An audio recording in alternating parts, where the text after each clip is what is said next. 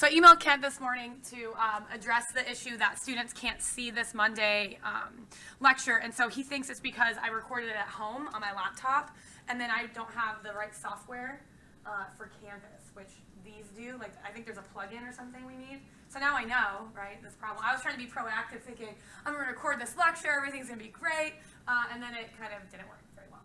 So what the lecture was about 45 minutes to an hour of me talking about the Arab Spring, and then there was a video I would have shown in class that we would have then talked about, and what it is a video of 5 young people from the Arab Spring talking about what their life is like now in these countries. And it really gives you a better bird's eye view of how the Arab Spring impacted the people living in those countries. So you'll still want to go back and watch that. And what Kent is doing right now is he's re-recording that on a YouTube stream. So I'll post that on the announcements today. And you guys can just go back this weekend and watch that. So is everyone good on that? Okay, so I'm really sorry about that. That's totally my bad, not your guys' bad.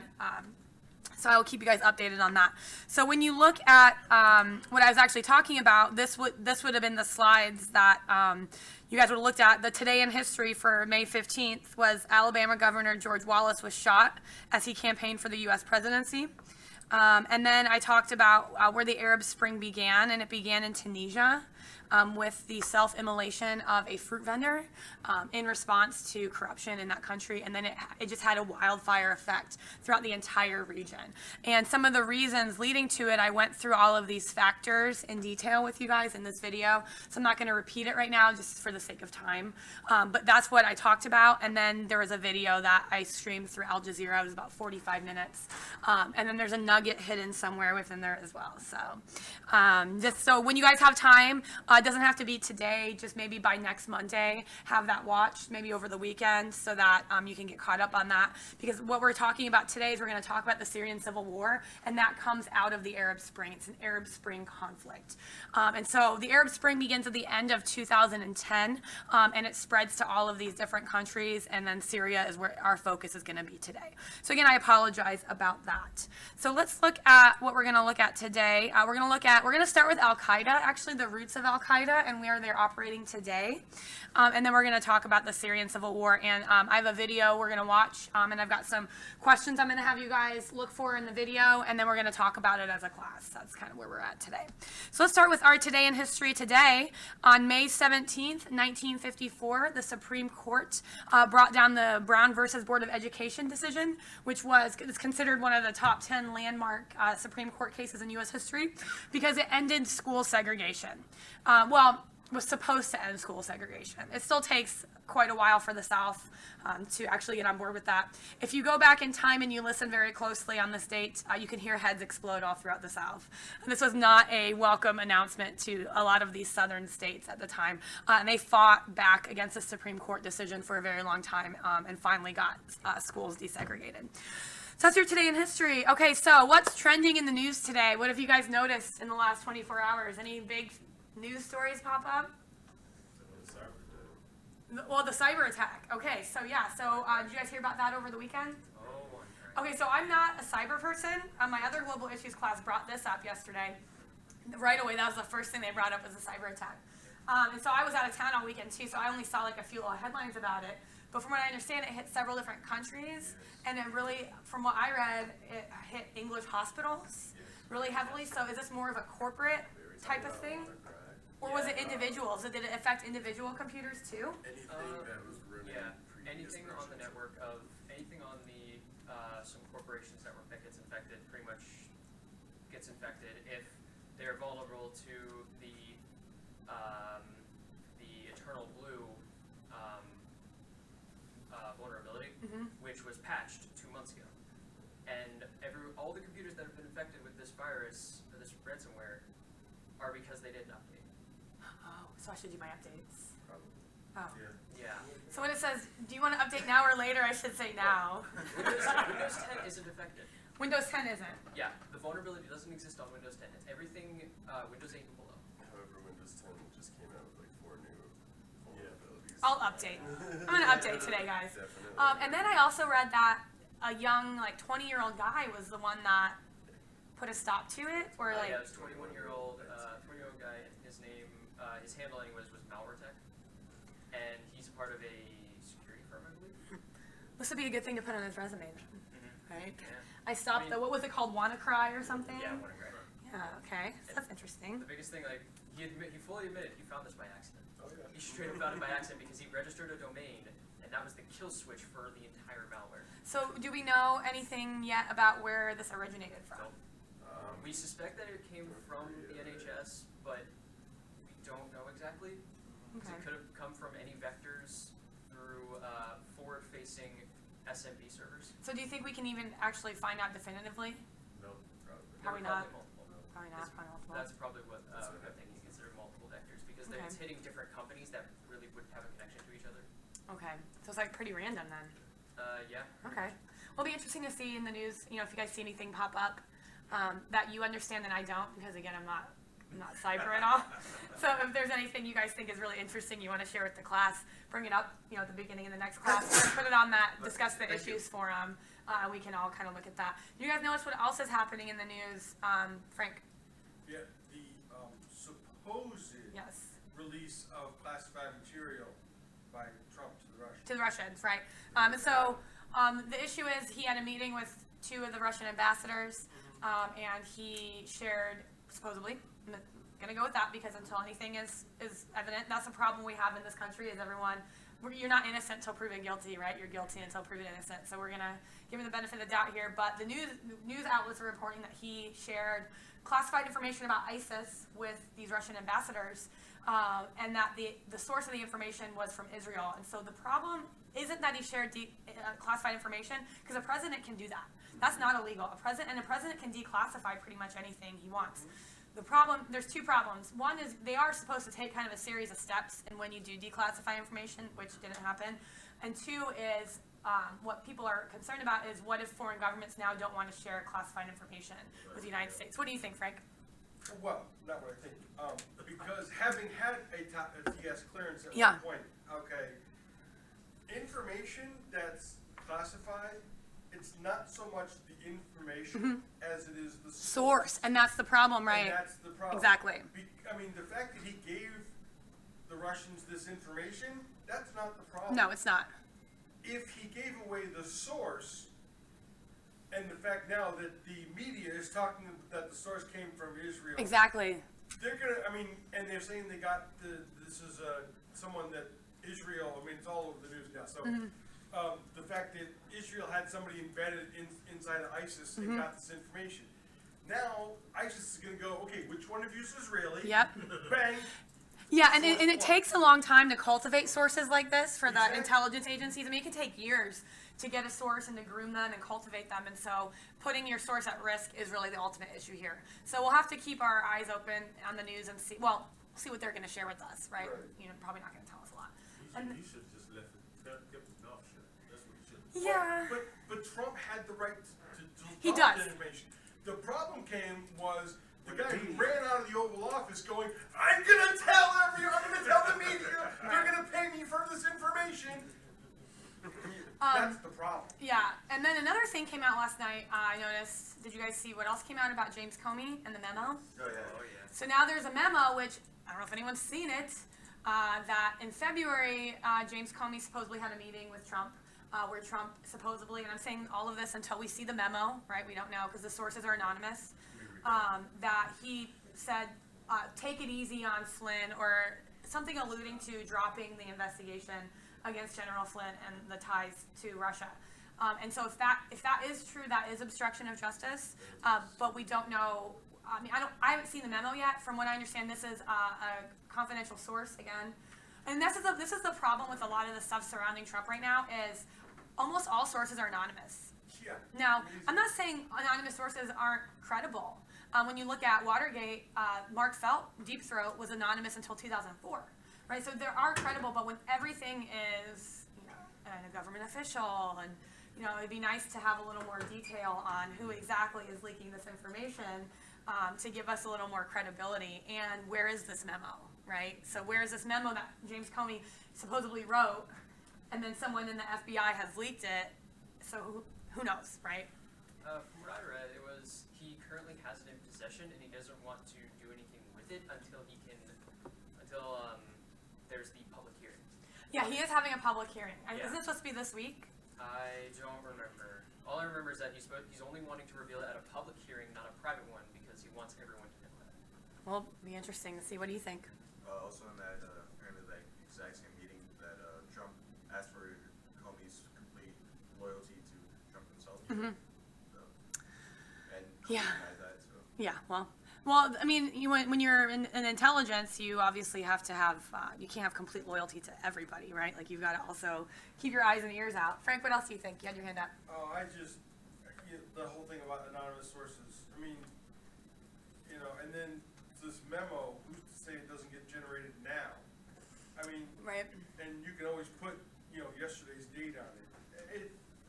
Too many anonymous sources. I agree with you. If you're gonna step up and say something, you should be confident in yourself to say, Well, I'm the guy. I do understand the the importance of journalists to maintain the anonymity of their sources. There is an importance to that, but there's also an importance that with everything coming out is anonymous sources. Okay, so let's see some more concrete proof, because everyone's like, oh, let's impeach him, and until you can prove he's actually obstructed justice or done any of that, you can't just throw impeach around. It just you're losing credibility. You need one anonymous source. Right. Okay, you need to have, I know for us in the military, we had to have 3 independent sources Right. before somebody would declare truth. Right. And that's not happening. Right. And, you got one anonymous source saying it happened, then the White House comes out and says, no, it didn't.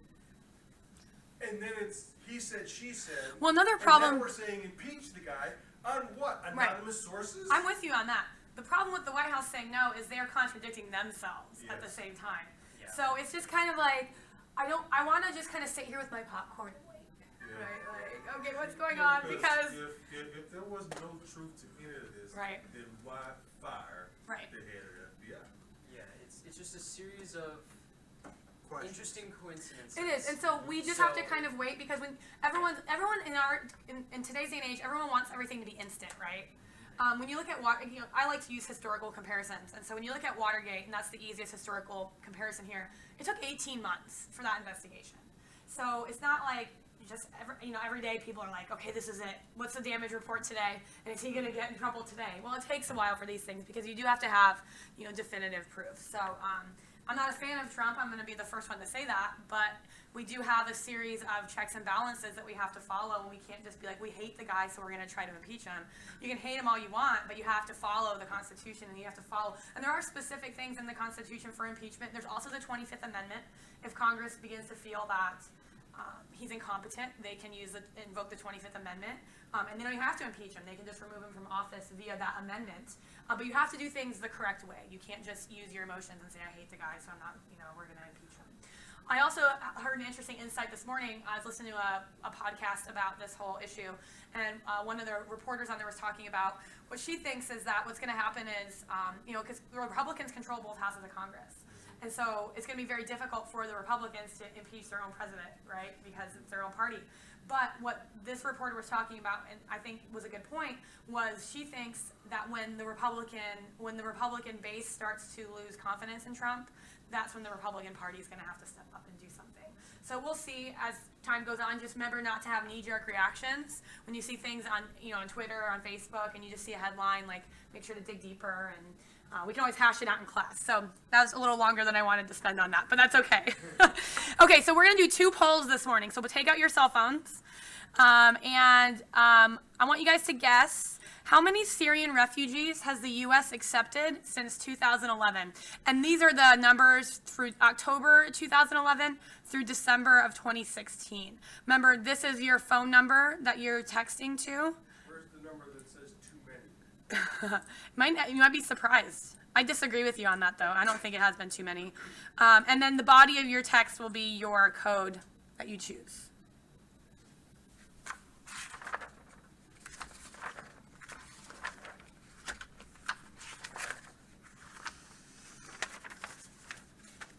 And if you're online live, I don't know if anyone is, but if you are, feel free to take part in the poll as well.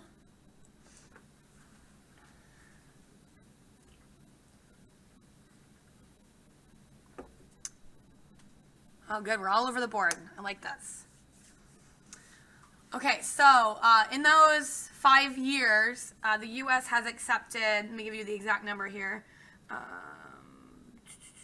18,007 Syrians. Okay. So really not that many when you put it in the context of 5 years. That's not that many. Now, I want to give you one more poll. Let me just get it set up for you guys. Get the keywords on there and get the counts going. So from which country did the U.S. accept the most refugees in 2016? Gesundheit. Thank you. And this is just in 2016, not that 5-year span we just answered on the other one.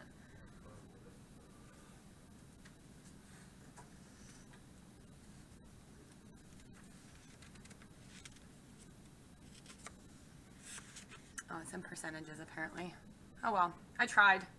And that's all that matters. Mm-hmm. A for effort. You're all wrong. It's the Congo. Oh, sorry. I jumped the gun. Yeah, it's the Congo. We took 16,370 refugees from the Congo in 2016. Syria comes in second. Burma or Myanmar, Iraq, and then Somalia. So there you have it. Okay, so let's see where we're going next. So we're actually going to start with Al-Qaeda today. So let's go back to our slides here. All right, so how many of you, when was the first time you remember hearing about Al-Qaeda? September 11th, and that's the answer I usually get in these classes. Frank, did you hear about Al-Qaeda before that? I might have, I don't recall. But it's not going to be prominent in American culture until 9/11. How many of you were old enough to distinctly remember 9/11, the day it happened? Okay, so how many of you are in grade school? A few of I you. was in junior high. For that. Yeah. Okay, I was 19, so this was like, for my generation, this was a come on in.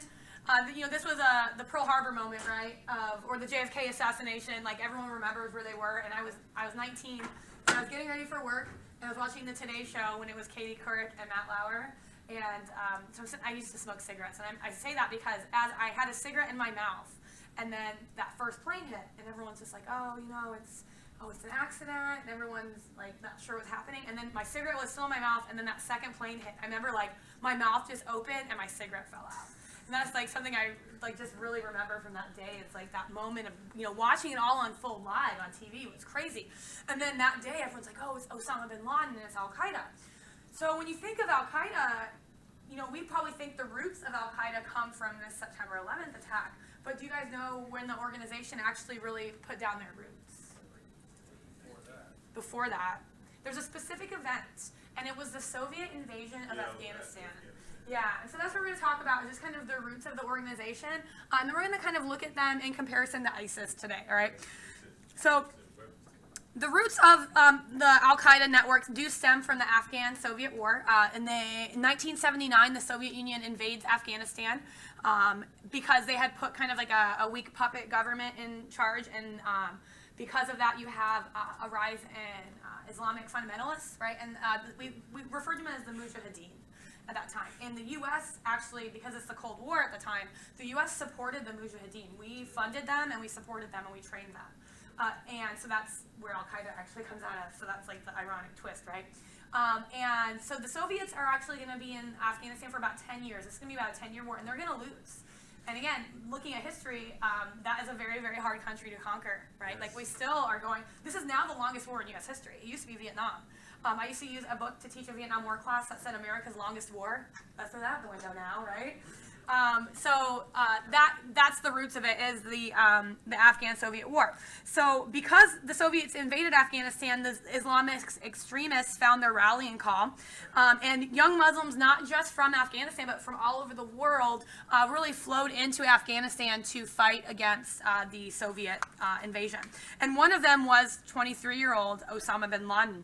He was the son of a wealthy construction guru, if you will, magnate. He's actually Saudi. From Saudi Arabia.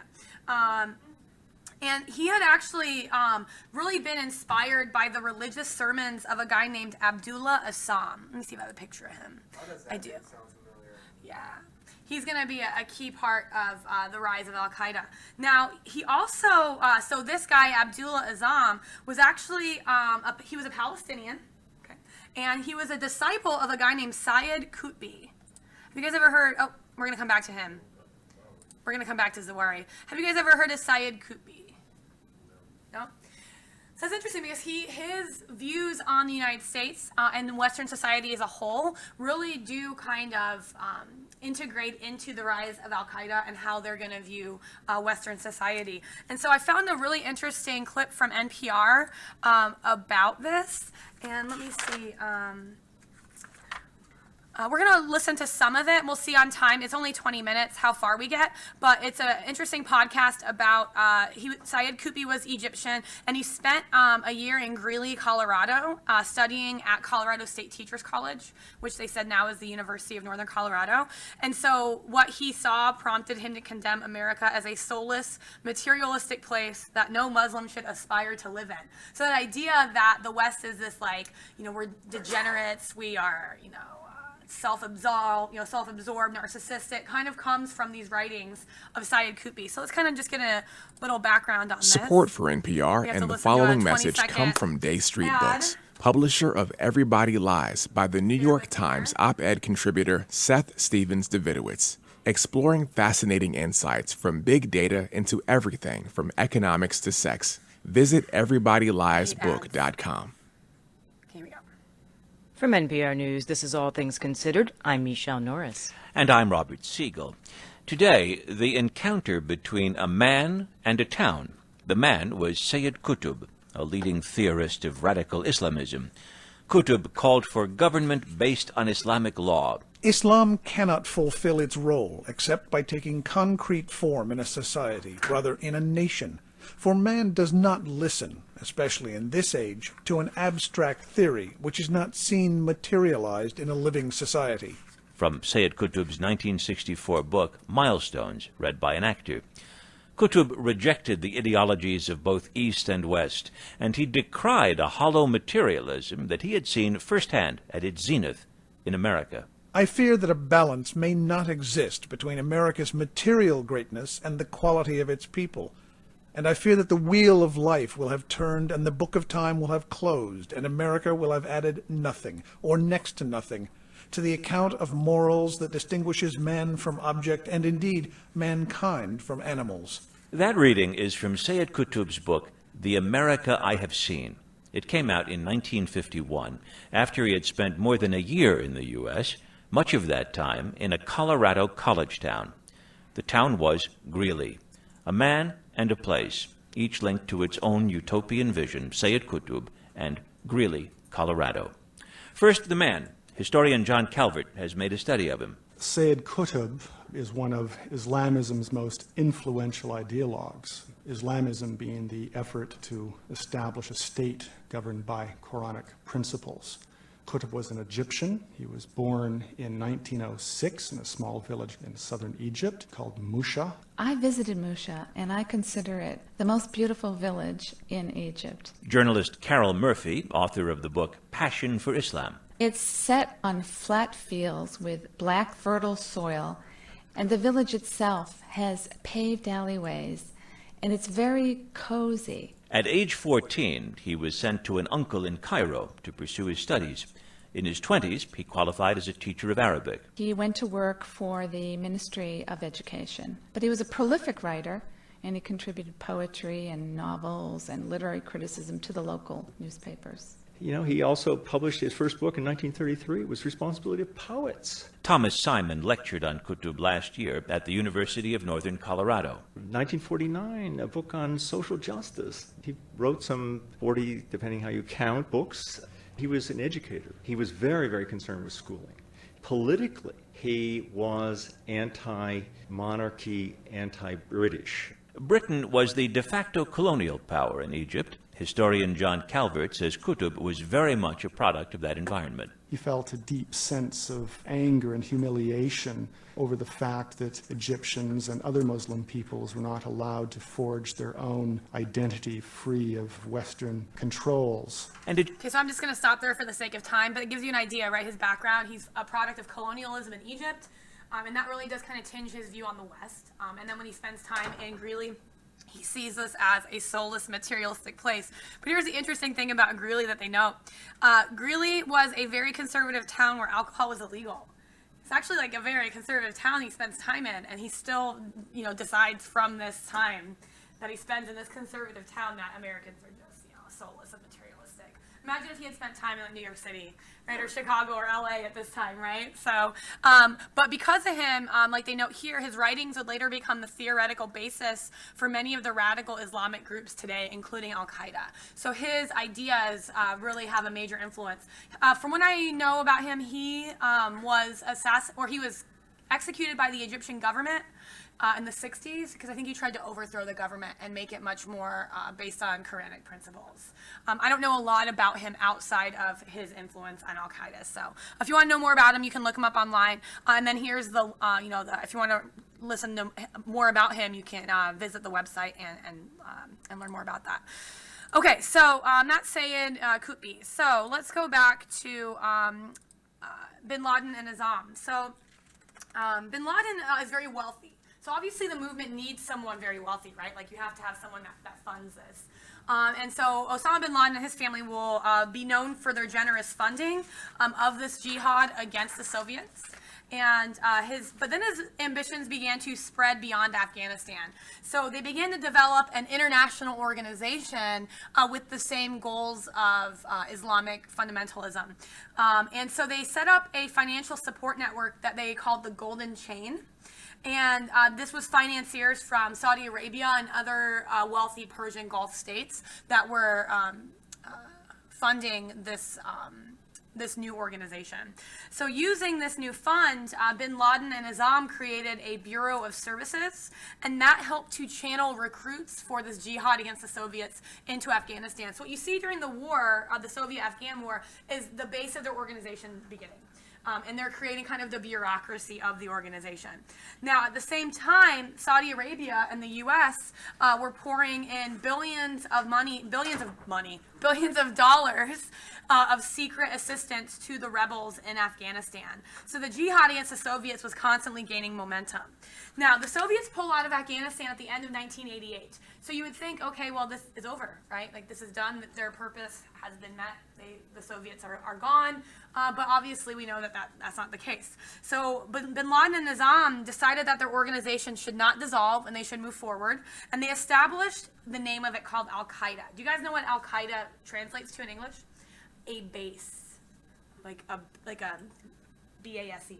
A base, okay? And so it was as a potential headquarters for future jihad.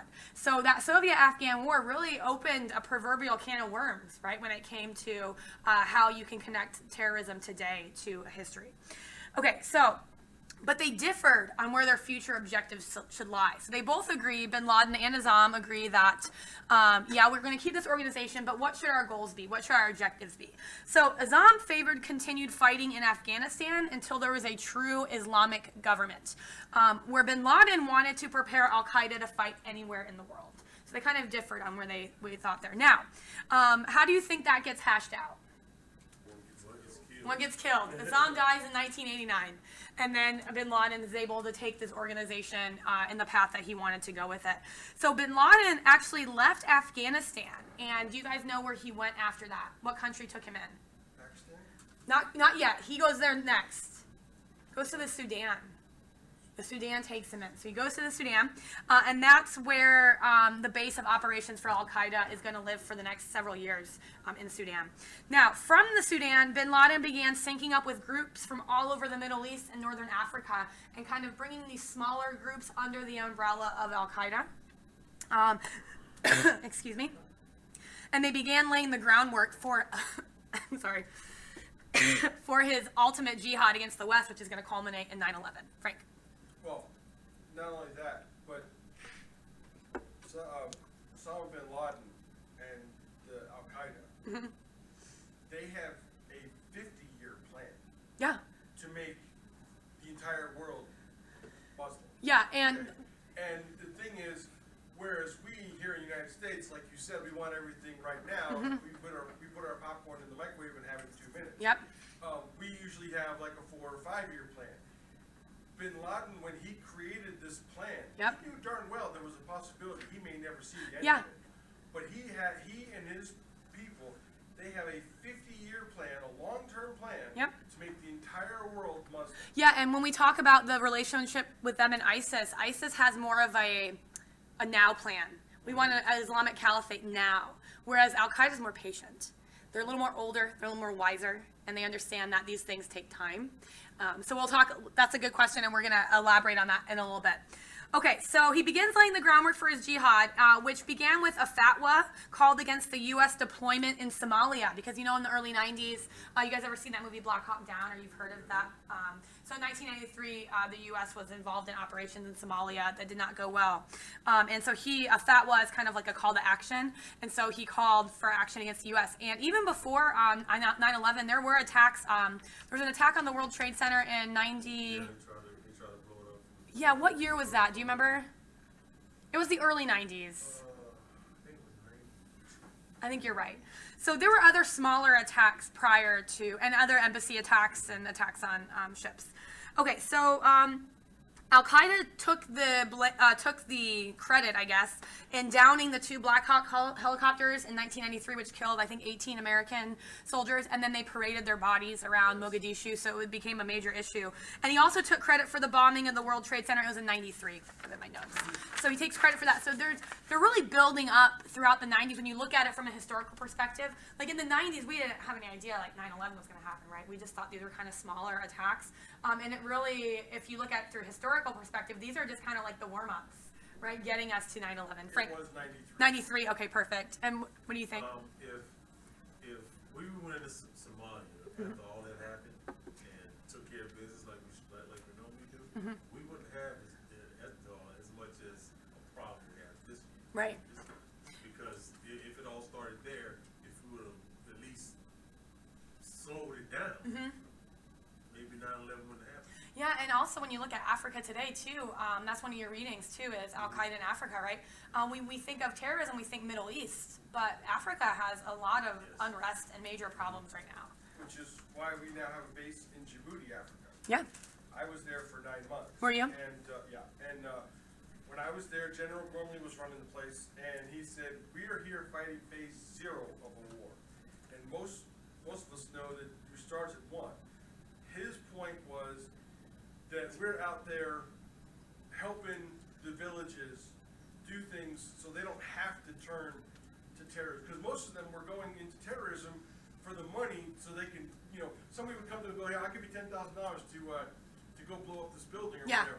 And they're thinking, they don't care what the ideology is. Right. They're thinking $10,000 takes care of my family for the rest of their life. Yep, they're mercenaries. So now we're going in there, and the Army Corps of Engineers is digging water wells with the people of the village. We're in there doing minor medical care, setting bones, fixing cleft palates and things, dental care, and veterinary care. They went to one village. Guy had a herd of goats. How much for one goat? How much for that goat? $20. They inoculated all the goats, came back a month later, same goat. How much? $60. We tripled the value of this guy's herd with the vaccination. Right.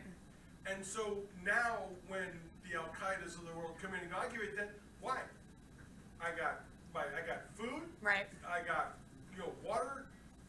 Well, exactly, and Dogs are healthy. these organizations, these terrorist organizations, like the point you just brought up, they really can gain hold in these countries that have unrest, right? That have economic and social issues, and they can come in and they can present an alternative for them. And then, you can't blame the citizens of these countries that are kind of stuck, right? Like, what do I do? I have to take care of my family. Ultimately, it's like at the end of the day, isn't that all of our ultimate goals? Is if you have a family, take care of it. If not, take care of yourself, right, and make sure everything's okay. So, in 1995, they're also responsible for a car bomb that exploded outside of a Saudi-U.S. joint facility in Saudi Arabia that was used to train the Saudi National Guard. So in the early to mid-90s, Al-Qaeda is really kind of building themselves up as the premier terrorist organization in the world. Now, in 1996, well, later 90s, beginning in 96, there's mounting international pressure because now Al-Qaeda is becoming known and they're doing these small attacks. And so the Sudan is facing mounting international pressure to expel bin Laden. So bin Laden does get expelled and he returns back to Afghanistan at this point, where he's struggling to kind of rebuild his terrorist network. And it really wasn't until the rise of the Taliban that bin Laden had al-Qaeda working again. So now you have the Taliban, you have al-Qaeda, and so things are kind of picking up when it comes to terrorism in the Middle East. Now, by this time, al-Qaeda had merged with the Egyptian Islamic Jihad, and that was headed by Ayman al-Zawahiri. And you guys might have heard his name in the news lately. And so he would actually become number 2 in command to bin Laden. And then when bin Laden dies, he's going to be the guy that takes over al-Qaeda after bin Laden dies. So al-Qaeda now is the general headquarters for international terrorism, and they take their organization to the next level. So for example, in 1998, they attacked U.S. embassies in Kenya and Tanzania. But this time it was planned, directed, and executed solely by bin Laden and al-Qaeda. So by the end of the 90s, they are a very sophisticated organization at this point.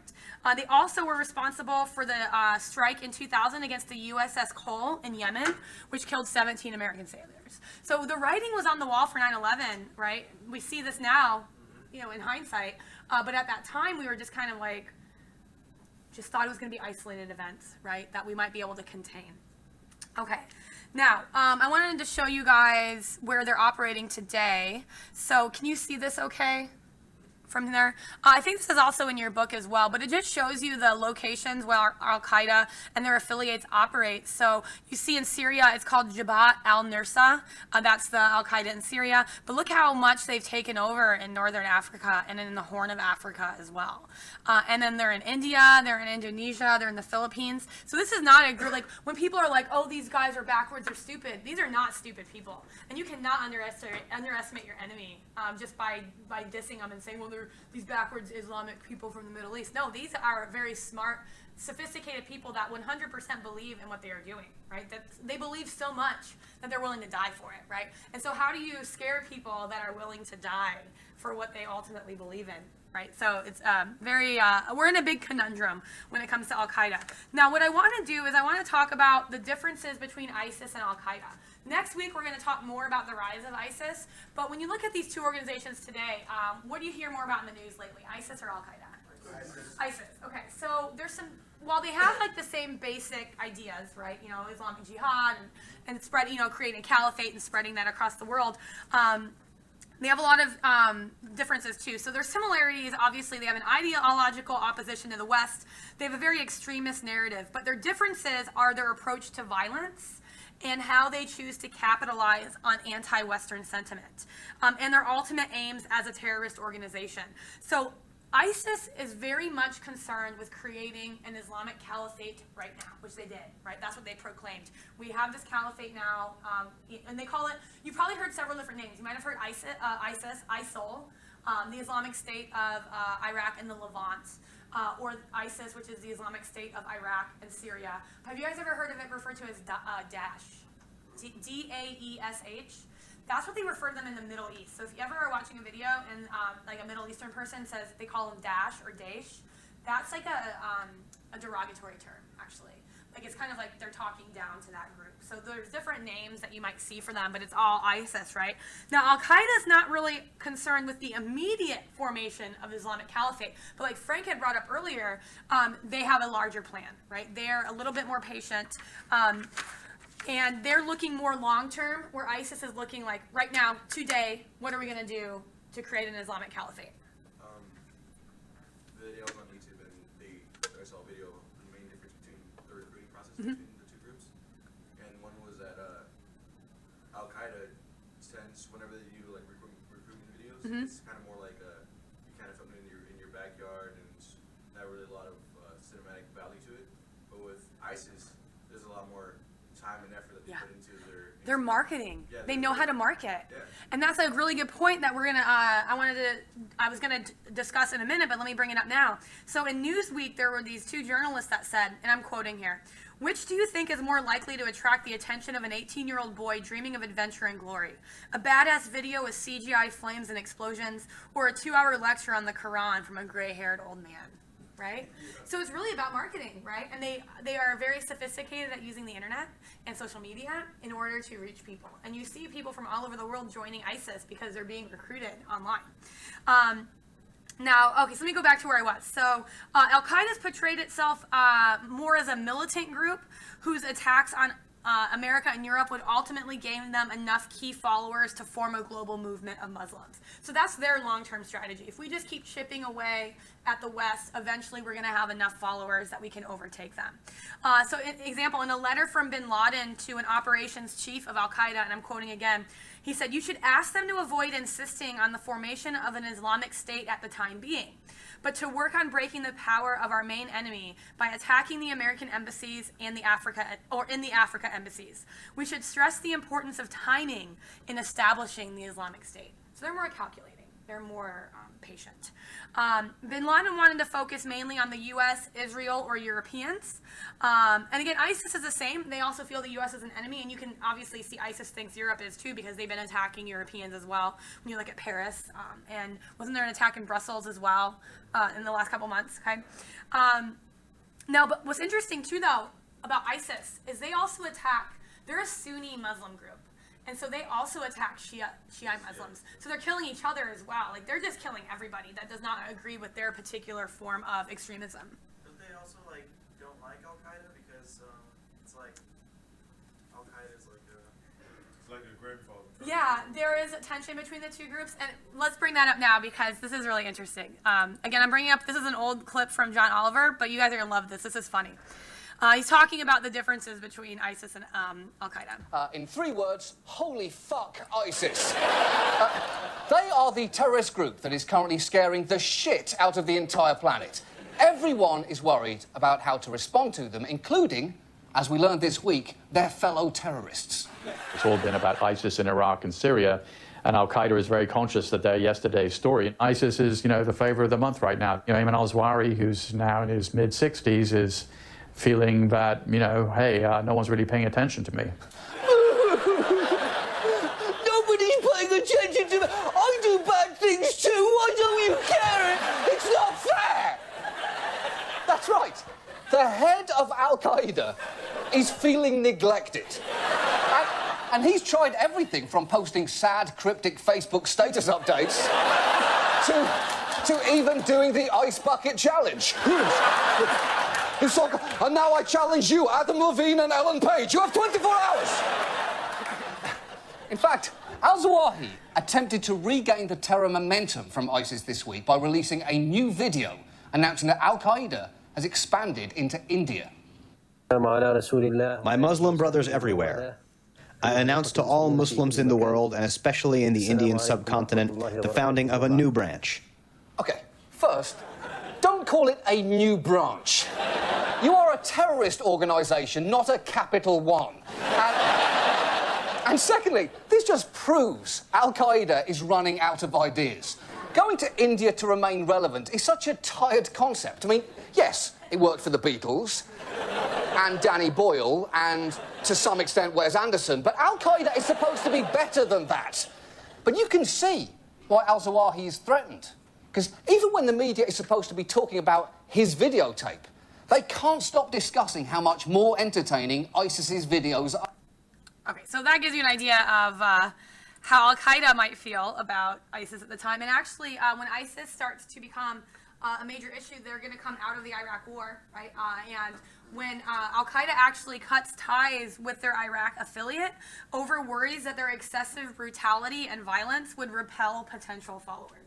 So Al-Qaeda even thinks that ISIS is too violent and that they might repel potential recruits, okay? So you see that there are, are clear ideological and strategic differences between the two groups, but ultimately, they're trying for the same goals, right? The long-term goals, right? Okay, so are there any questions about the roots of Al-Qaeda? Where do you guys think the biggest issue, looking at this map, would be today with Al-Qaeda? What do you think, Frank? Over there, the Egypt, Sudan, and Saudi, because again, you got a lot of commerce going through the Suez Canal. Yep. And it would add weeks to having to go around for, around Africa. Yeah, for and example. right now in Yemen, there is a civil war going on. And I fixed the links, thank you guys for bringing that up, in your video for this week, the Al-Qaeda in Yemen. It's a short 30-minute frontline video. Someone had told me the link was broken, so I fixed that. And they're going to talk about that civil war. So Al-Qaeda is very dangerous in the Arabian Peninsula right now. I also think we have to keep an eye on Africa as well, because you have a lot of already major social issues in that area of the world. And, with an expanding terrorist organization in that area, like you had brought up earlier, they might be able to swoop in and have a stronger hold, and that we can't really do anything about. I mean, well, one of the big social issues that Africa has is AIDS. Yeah. It's running rampant through Africa. I mean, it's rural Africa. Yeah, and, Africa's seen a lot of improvements when it comes to technology. Like, a lot of tech companies have bases or whatever, corporate offices, bases. And they also have a very young population, which can bode well for them in the future. And then in 2000, the UN did something called the UN Millennium Goals, and a lot of those goals were focused on getting women, especially in regions like in underdeveloped Africa and then some Asian regions, making sure women have equality in education. Because that's, when you look at countries like this, if you can educate women and you can provide family planning for women, societies become stronger. And so there has been progress made in Africa when it comes to that, especially with the mortality rate of children under the age of 5, when it comes to some of the health issues. But we're definitely not there yet, right? And then when you still have issues and you have this expansion of Al-Qaeda in North Africa, I think that's something that we really have to keep an eye on. And I think that's why your book focused on that in this edition, because they update that book every year with what they think are like some of the key issues. And when I saw that book come out this year, I thought that made sense that they included a chapter on Al-Qaeda in Africa, because I think that's going to be the new hot spot after, because ISIS right now is only in control of like 3 cities, so they're actually kind of fizzling a bit. I mean, they're still there, and until we completely eradicate them, we can't discount them. But I think Africa is going to be the new really big hot spot for terrorism. So if you see anything in the news coming up, feel free to share with the class at the beginning of each class when we talk about what's trending, or if you just want to bring it up in class, feel free to. So let's go ahead, unless anyone has any breaks or any questions, we can take a break. Let's just reconvene at 11:30. So take 10 minutes, check your phones, go to the bathroom, have a cigarette, whatever it is you guys do on break, and then we will be back. I believe my microphone worked this whole time, so that's excellent. Seems like every video I've had an issue with something different with each video. I know.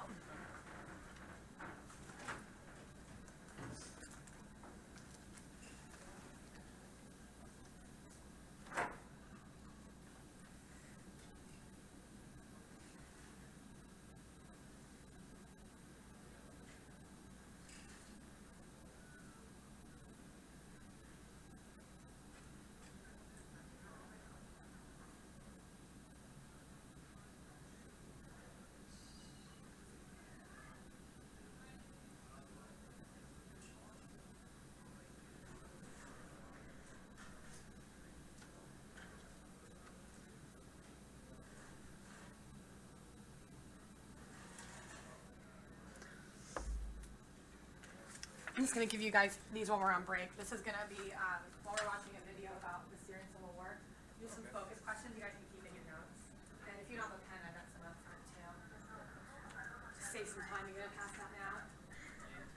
We're going to go through these during the video we're watching, so you guys can just answer. Do you have a pen? If not, I've got some too. So if you one of these two, I'll address that when we get to it. If you guys want to grab one of these, we're going to use this for a video we're going to watch when we start up again. Yeah, I got some. It's fine. I got some too. You don't have, I mean, you can go back and get it. You have time, but if you don't want to, then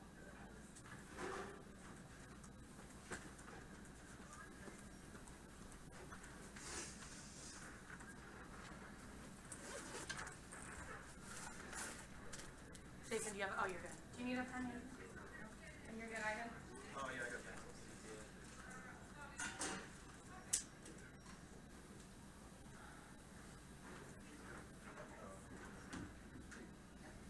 Just bring them up at the end. Put them back in the bag. Oh, here. Do you need a pen? Did you bring one today? No, I have 2. Okay, perfect. So this is a sheet we're gonna watch a video when we come back. And it's just like focus questions you can answer as you go along. Just keep them in your notes if you want. You're not going to turn it in. It's just for you guys to, as you watch a video, kind of keep you focused on it. Did anyone do anything fun this weekend? Not really. You went where? I watched Guardians. Oh, was it good? Yes. Nope, I just hold on. I'm sure my husband will want to watch that at some point. I'll go watch a history movie while he watches Guardians.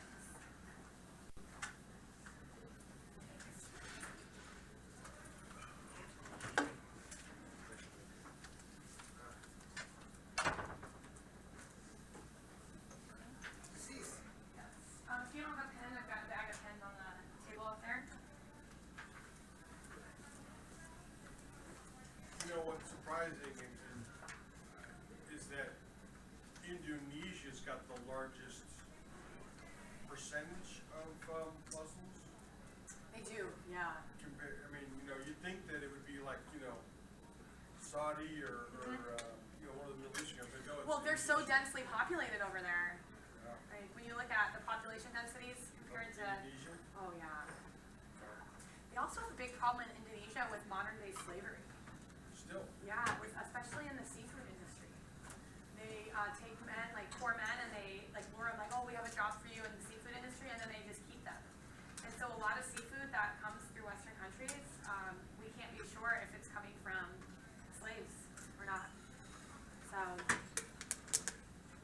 this class is depressing, isn't it? Every time I leave, I'm all like, It's just the facts of the world. it is. I mean, exactly. That's why I like teaching this class. Welcome It's fine. to the real world, Buttercup. Yep. Buckle up. Yep. You're in for a rough ride. Yep. It's a very eye-opening class when you look at I all find these this things. class informative. I think so. I love teaching this class. It's now a requirement starting in the fall. All students, incoming freshmen, have to take this course. I love a good discussion. Me too. As if you didn't. No. I don't believe it, Frank. Don't believe it. I love a good discussion. Yeah. Well, part of your portfolios when you guys graduate is we have to assess if you're a global citizen or not, right? So that's why I was like, let's just have this class for everyone, and then you meet that requirement. Is there actual file somewhere that says Frank's portfolio? Yeah. I Do might I be your get to judge. read this eventually? You will, yeah. Okay. Yeah, so you'll have, like, whatever program you're in, like, if you're a game designer, a game artist, or network security, they'll look at your technical stuff. So then the gen ed department looks at, we also have a gen ed requirement as well, so we look at you as well. So they'll assign me X amount of students to judge your portfolios. I love it, too. I love judging. And how much do I have to send you? Just have to be really nice to me, Frank. Okay, all right. Agree with everything I say, laugh at all my jokes, All right. and you're good to go. No. That works for me too. No, students usually do a good job on it, so. Yeah. Is this mic back on? It is, okay, good. Good. Well, I did half Ironman this weekend in Santa Rosa. It was really fun. It was beautiful out there. We rode all the way through all the vineyards in wine country. It was awesome. It's a great weekend. You were competing. Did you actually have time to see it I and did. enjoy it? Yeah, I mean, I'm or not. were you just like, yeah, there it goes. Oh, no, I did. I'm not going to win the race, so I can, like, to give you a frame of reference, the woman that won the race, so a half Ironman is a 1.2-mile swim, and then a 56-mile bike ride, and then a half marathon. And the girl that won it in 4 hours and 14 minutes. I had a PR. I beat my old time, but I did it in 6 hours and 53 minutes. So yes, I enjoy it. Like, I'm not going to win. I don't have to worry about, trying to beat the woman ahead of me. But I am in the top half. I placed top half in my age group. That's always my goal. Just beat my old time and then be top half, and I'm pretty happy with that. So it's the full Ironman, like literally 2 times Yes. what you did? Mhm. I'm doing that in November, here in Arizona, in Tempe, because I hate myself. It's so fun. Can I just drive and see the scenery? I mean, you can, because the next day we went wine tasting all day, from like 11 in the morning to about 8 at night. Oh, there you go. And that was fun. Yeah, definitely. No, there's not. I agree. I was forced to run for 20 years. Not anymore? Me too. I'm not even running to the mailbox.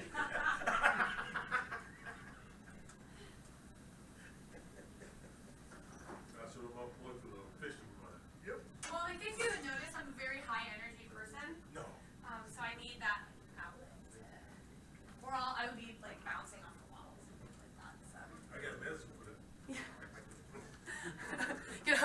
after class? All right. So everyone that came in, did I get you one of these, Virgil? So if you don't have a pen, there's a packet of pens on the front you can use. Just focus on it. Right back at the end of class. There you go. If you don't have a pen, there's some on the table in front. Just grab one. Yep. I learned very quickly at UAT that I need to bring pens to class. Right here? Yeah, right there. And then just put it back in the bag when you're done after class. Okay, we're going to get started in about 1 more minute. So last phone checks, and then we'll go ahead and get started.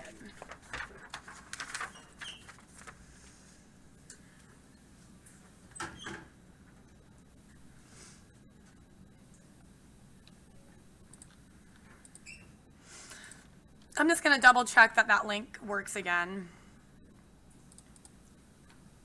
So this was the link in question.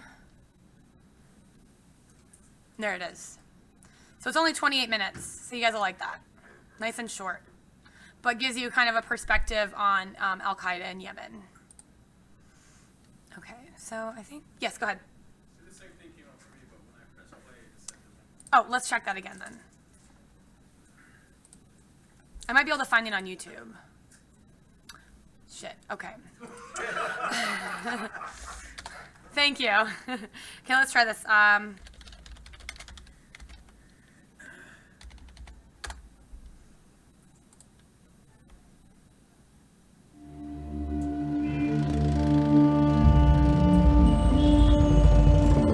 Okay, so I'm gonna update that link with this then, after class. Thanks for letting me know. I thought I fixed it.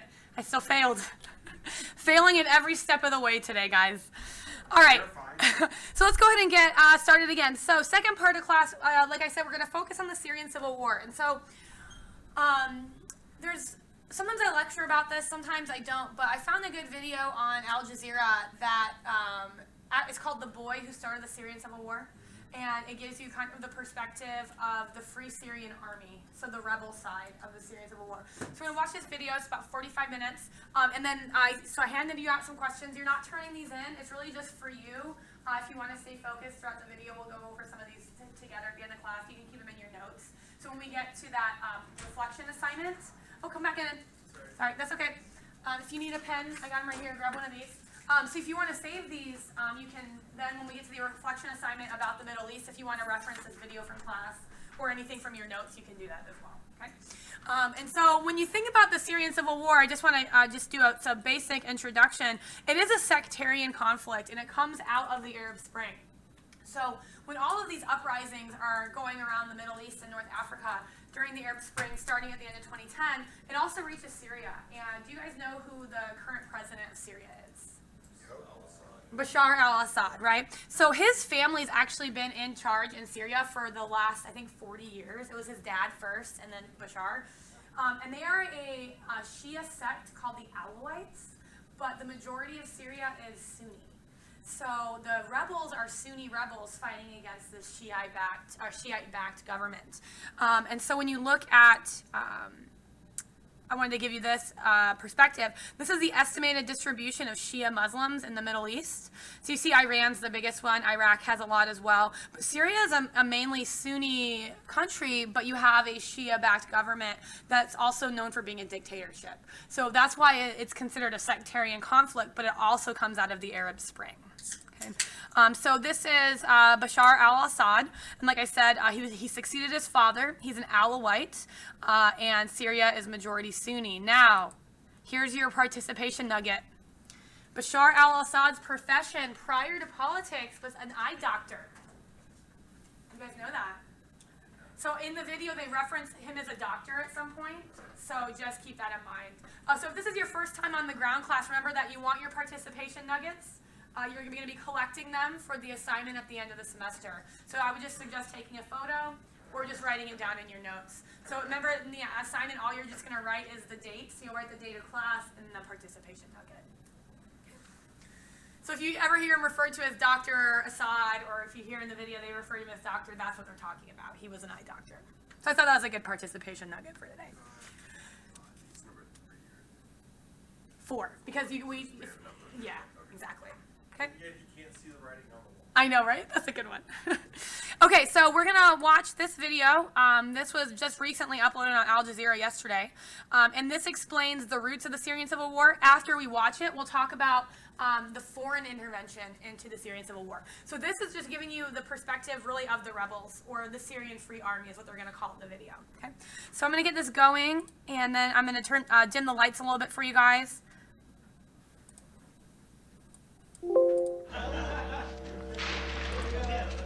Another day, another hit-and-run mission for the Free Syrian Army in the southern city of Daraa.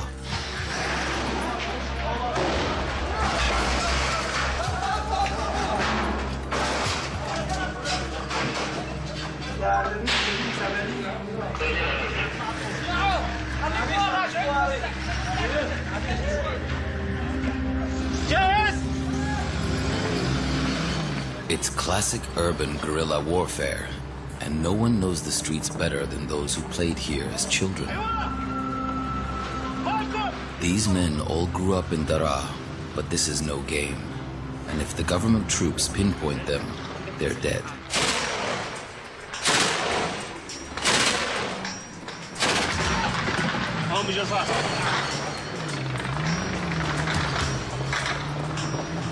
شو ضربها؟ هذا ضرب على الخزان والقصر المهدوم من جهة القطر نعيم. It is here, in this city, that the uprising against Bashar al-Assad began.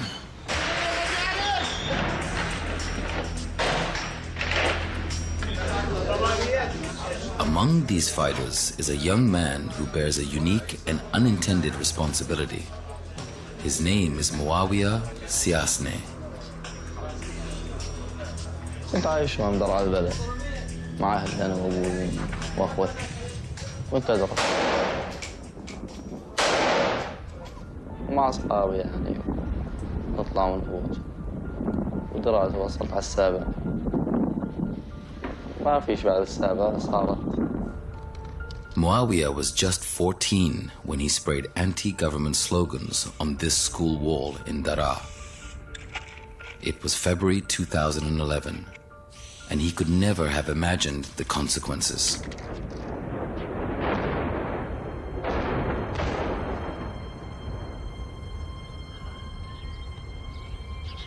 Well over 500,000 people have been killed in Syria since the start of the war.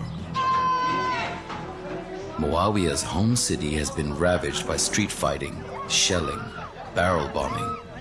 The war has created scars that may never heal.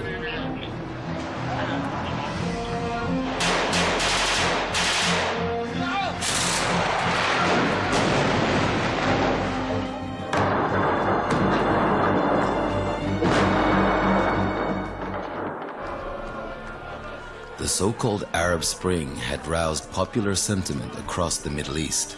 Tunisia, Egypt, Libya, Yemen, and many more saw millions of people take to the streets.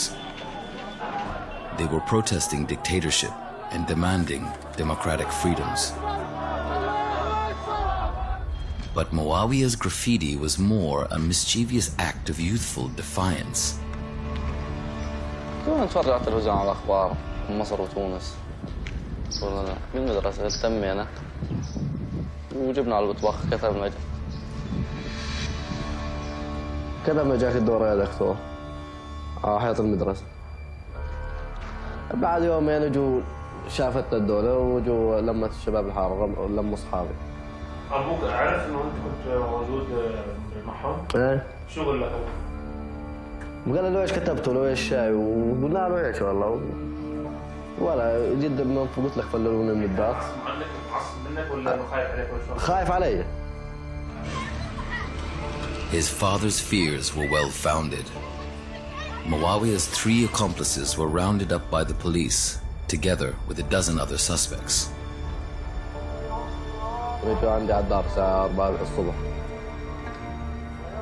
Dragged out of bed in a dawn raid, he was driven away in handcuffs.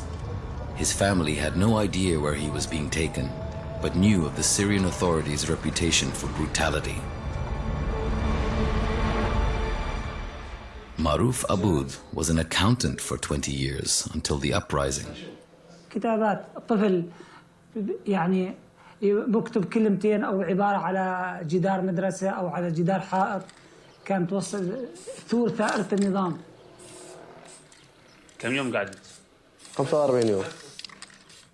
شو صار معك بالسجن؟ يعني كانت إهانات، تفيق الصبحيات إهانة، يقتلوك يعذبوك، يعني كانوا يساووا فينا فروج، شلون يعلقونا مثل فروجة هيك، يكلبجونا من هون ومن هون، شلون هيك كانوا يقعدونا بالأرض ويكلبجونا هيك من تحت بيدينا، ويحطوا عصايب هون لهون ويعلقونا بين تختين، تلاقي الدم هذا كلياته الدم شرار وما عاد تقدر تحمل كتافك ينخلع. وصلت لمرحلة اعتقال الأطفال وزجهم بالسجون، حتى تعذيبهم وتعذيب، والكل بيعرف طريقة التعذيب اللي تعذبوها وطلعوا الأطفال. باص الكهرباء يكهربوك. وين كانوا يكهربوك؟ بظهرنا يفوتوك على الحمام، مي كله مي، وهاي تلاقي فاتحين عليك الدوش وبالكهرباء. باص الكهرباء بظهرك، فلقة بالكبال وين ما تيجي يضربوك، على ظهرك رجليك وين ما تيجي الضرب. يعني كثير. الشبح كانوا يشبحونا يعلقونا هيك بالحيط، كان مثل حدايد بالحيط يعلقونا، نظلنا يوم شو وانت ملامس الارض، بس رؤوس اصابعك يعني ملامسات الارض، وانت موقف تظلك يوم يومين لحتى تعترف.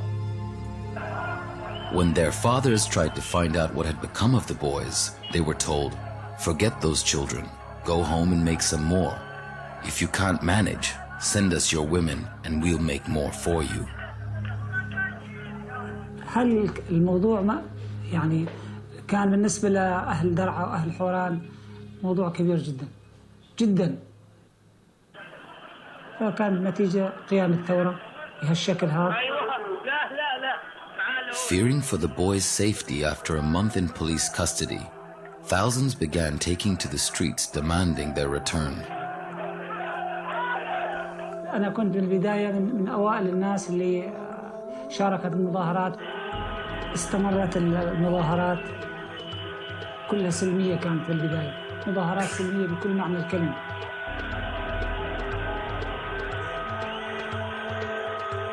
كلنا كنا النادي احنا والجيش ايد واحدة، كلنا كنا النادي احنا والجيش ايد واحدة، لكن اللي ثبت انه احنا والجيش مو ايد واحدة. Around 2:30 in the afternoon, the police began treating the demonstration as a riot.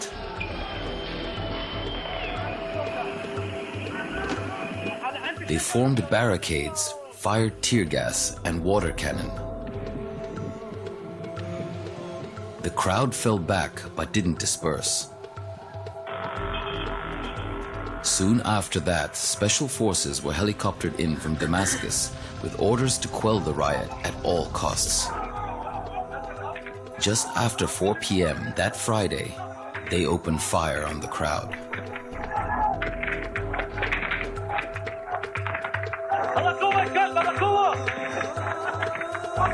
طبعا كنت أنا بالمنزل لأنه المظاهرة طلعت بعد صلاة الجمعة. سمعنا صوت إطلاق رصاص كثيف،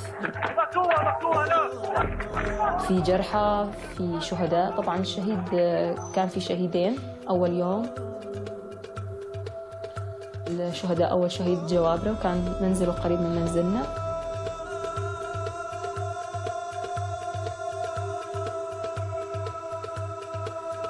كنت طالبة جامعة قبل الثورة، دروس هندسة حواسيب وأتمتة. طبعا أثرت كثير على الدراسة، ما عاد أصلا اهتمينا بالدراسة. بسبب الأطفال يعني؟ بسبب الأطفال وبسبب الكلام اللي توجه لأهالي الأطفال من قبل بعض ضباط الأمن فروع المخابرات. شو هالكلام بحق أهالي الأطفال.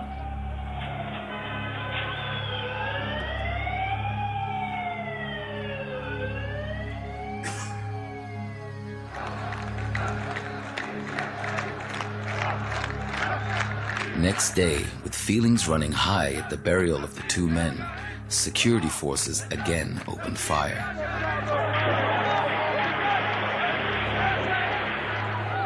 They wounded several mourners and killed a child.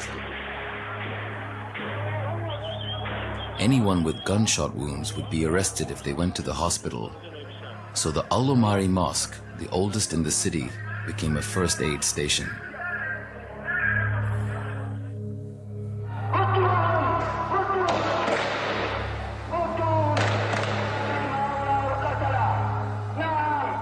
But in the early hours of 23rd March, security forces stormed the mosque. 7 were shot dead, including a doctor.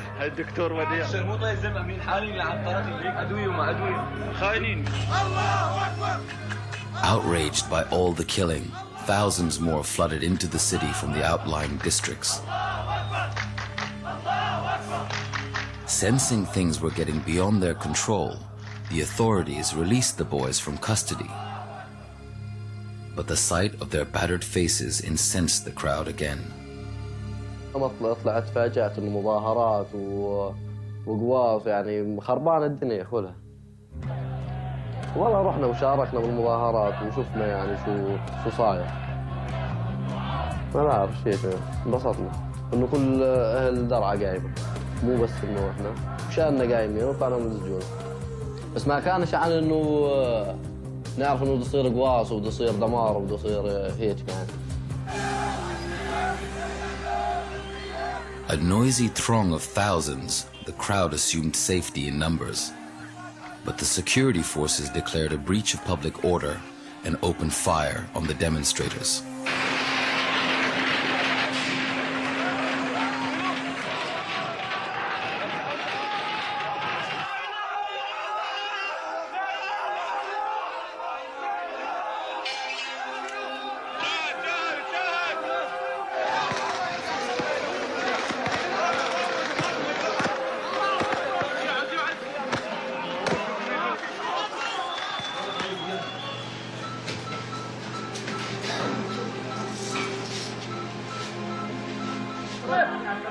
Mobile phones and the internet meant the entire nation saw what was happening. Syrians were dying online. ما كنتش متوقع انه هيك كنا نقول سلمية. هسا الجيش شايل سلاح وضدنا وكل شيء. قاعد يقوص علينا.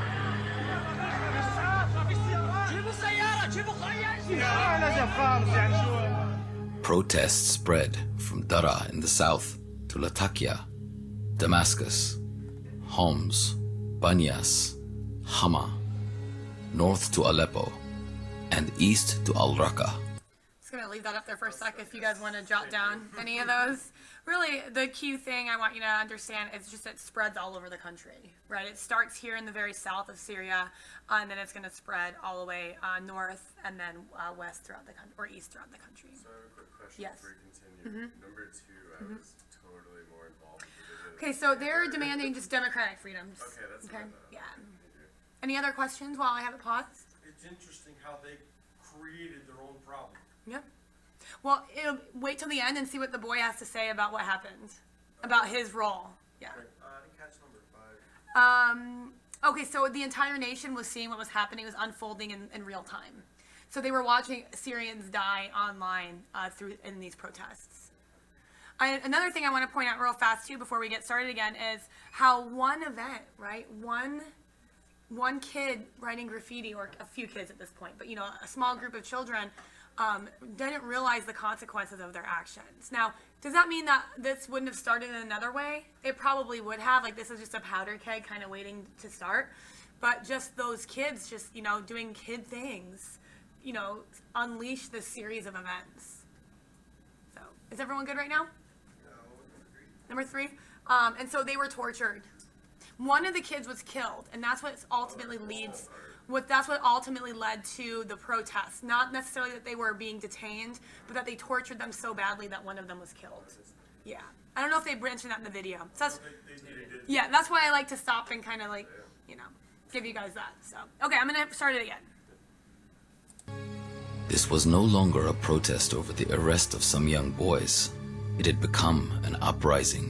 لا يمكن إلا يقابل السيف بالسيف والنار بالنار. شكلوا فصيل بسيط. كنا عبارة عن يمكن 15 شخص. أول تشكيل لنا. Maruf's first recruit was his brother Morhaf. دون أي ترديد شعارات ضمن أطفال اعتقلوا.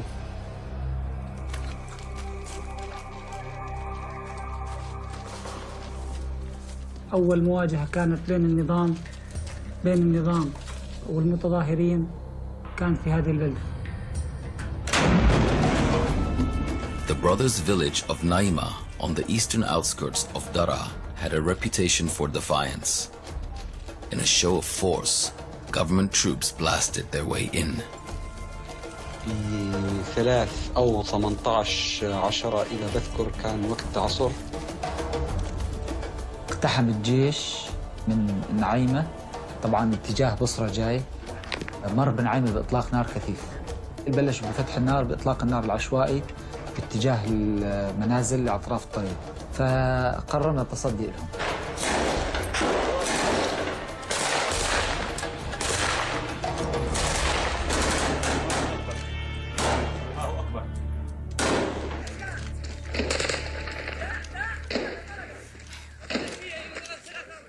لكن كانت هاي بدايات الانطلاقة المسلحة. لا خلص وصلوا الشباب وصلوا. Maruf the accountant became Maruf the warrior. Like most of his men, he'd completed national service as a young man. He'd been trained as a fighter pilot.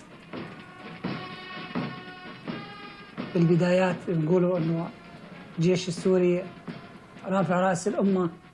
تطوعنا بالجيش السوري بالكلية الجوية بال87. But he would now be using his military experience to fight for what became the Free Syrian Army against his own government.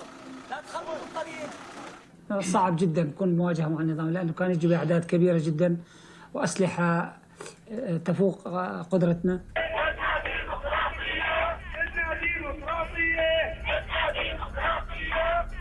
While small militias were confronting a military Goliath, the demonstrations went on. Bigger, angrier crowds took to the streets. In Dara, women soon joined the protests. كنا نحن إذا بدنا ندخل ثورة أو بدنا نشتغل بالثورة كنا نحن خلص يعني حياتنا بموضع الخطر.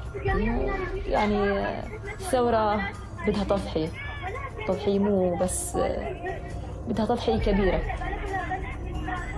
Sally's weapon was the internet. She called attention to their struggle, raising awareness across Syria and beyond. Now Syrians who live abroad could see events taking place in their homeland.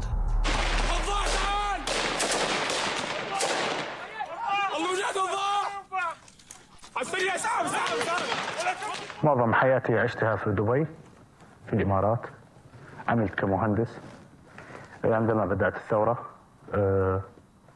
كان قرار صعب بإحضار عائلتي وأطفالي وترك عملي وترك كل شيء خلفي والرجوع للوطن. لحظات مصيرية. Like many other Syrians returning from abroad, Abu Qusay brought back skills in short supply at home. Using his engineering knowledge, he turned a remote farm building outside Dara into a factory making bombs, mines, and rockets.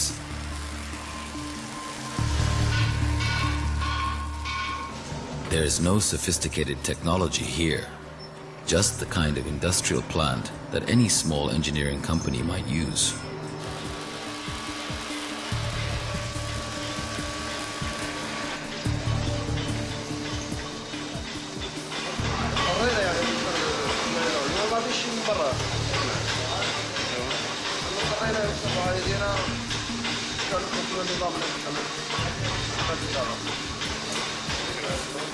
This is TNT, reclaimed from government bombs that dropped on Dara but failed to explode.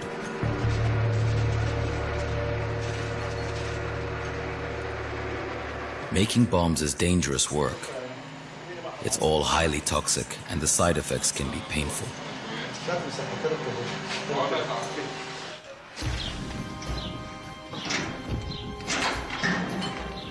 Just trying to hide.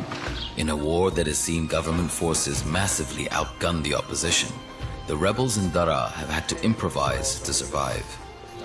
that really answers number 7, is that they're, the Syrian army under the government is obviously much more equipped. And so they do have to improvise. They have to use scraps, like they talked about with the bombs, and they use reclaimed bombs. So I just, that's number 7. I wanted to point that out.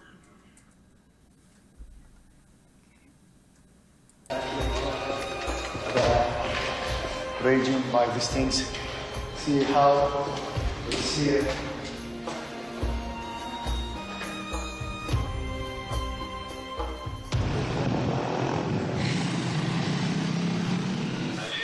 Somehow, alongside the rockets and bombs, there is a living, breathing community where ordinary people do ordinary things.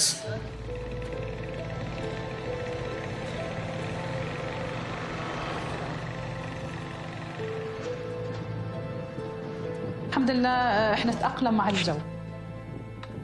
يعني شو ما يصير عندنا، يعني مثلا من يومين صاروخ فراغي ضرب دار جيراننا، نزلت بالارض، احنا بتعرف تأذينا، ما فيش، خلال نص ساعة عزلنا ونظفنا وظبطنا وقعدنا. But sometimes it's worse than a missile or even a barrel bomb. A shipping container loaded with explosives and dropped from a helicopter creates carnage in a residential area. هاي الحاوية بشرت تخرب لنا اياها. هاي الاطفال عم تتفرج على العيد تبعنا. تفرج، وين الاسلام؟ وين العرب؟ ضل الاطفال. معيد الاطفال، معيد الاطفال. شو بدنا نسوي؟ الحمد لله على كل حال. حاوية كبيرة. حفرة كبيرة. حفرة كبيرة. هتشارك. هتشارك. EID is a holiday that ends Ramadan.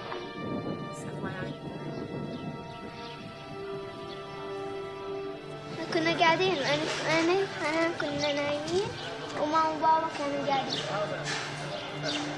سمعنا صوت. هون بناية كانت 3 طوابق. نص خلاها ننجرها يعني النص هذاك، وهذا النص فتحوا شارع، هون بناية 4 طوابق. الزلمة هذاك عم يرحل بعده، الأولاد مطلع أولاده بأيام العيد. In rebel-held areas, children wander among the ruins to salvage anything that might be useful. State schools like the one Muawiyah attended had been closed for years, but small underground schools have risen from the ashes.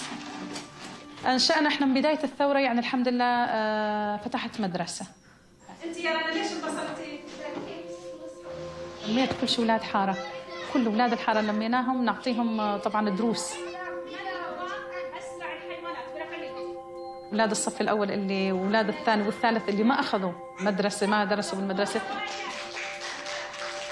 كنت أجمعهم أنا وأختي نعمل لهم دورة أحرف، هي تعطيهم عربي أنا أعطيهم إنجليزي. 1 2 3 4 5 6 7 8 9 10.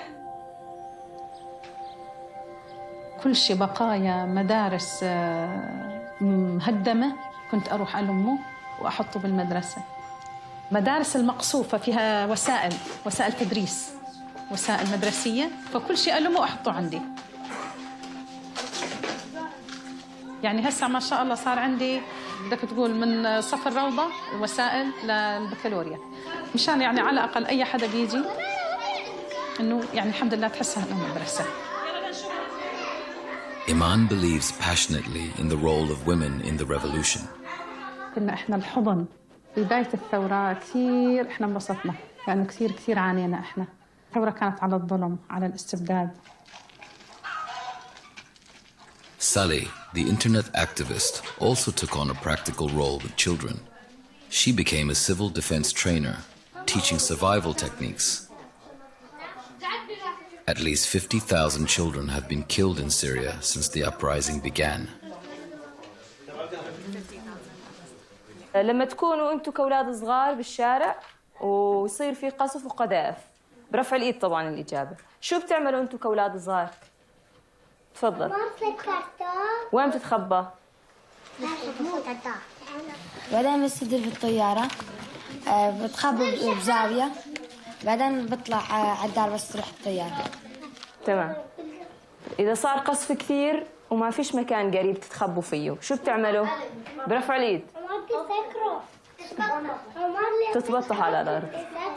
يوم يصير حريق احنا لا نطفي بها النغرة، نطلع النادي الأكبر منا مثل النادي الدفاع المدني يطفوها النار. تمام. إذا صار في قصف عندنا بالحارة وصار في قذائف وما تفجرتش، انتوا كأولاد صغار شو بتعملوا؟ يعني تيجي قذيفة على الشارع ما تنفجرش نروح نادي الأكبر منا. تمام حلو. احنا بنقرب عليها. ليش؟ After their lesson, the children make their way home, armed with a leaflet and a little more awareness. In truth, though, there's little defense against a barrel or container bomb.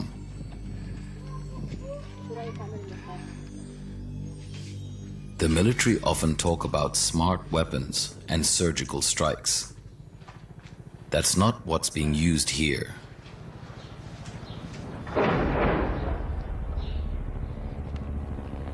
Bombs dropped on Daraa killed women, children, old people, anyone.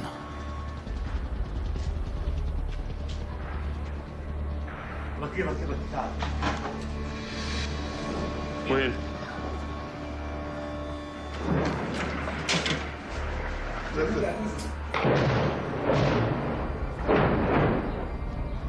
Even the boy whose actions started it all would lose his own father.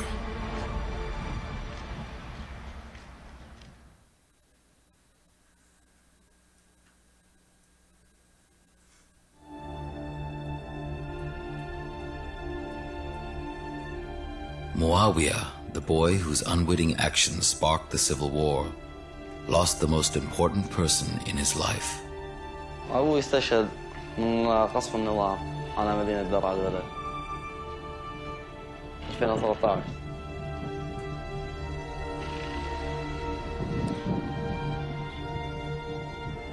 كنت أنا أصغر واحد بالدار، كان يعني أبوي مدللي، شو ما بدي أطلب يعني يعطيني، شو ما بدي ينفذ لي يعني. كنت أحب لأبوي كثير كثير. استشهد أبوي هيك، لو ما استشهد حسيت الدنيا يعني ضاقت فيه.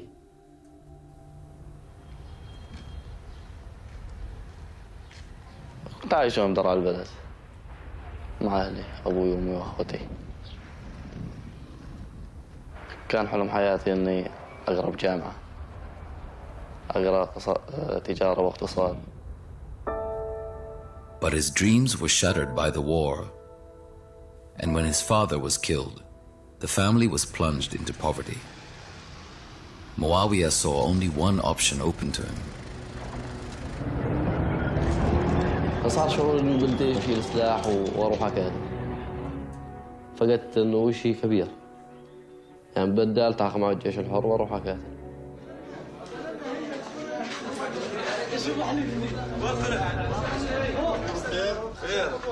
Just 4 weeks after joining the FSA, Muawiyah was shot and wounded in the leg.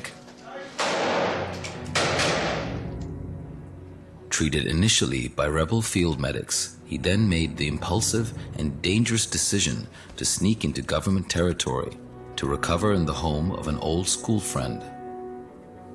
طلعت على السبيل.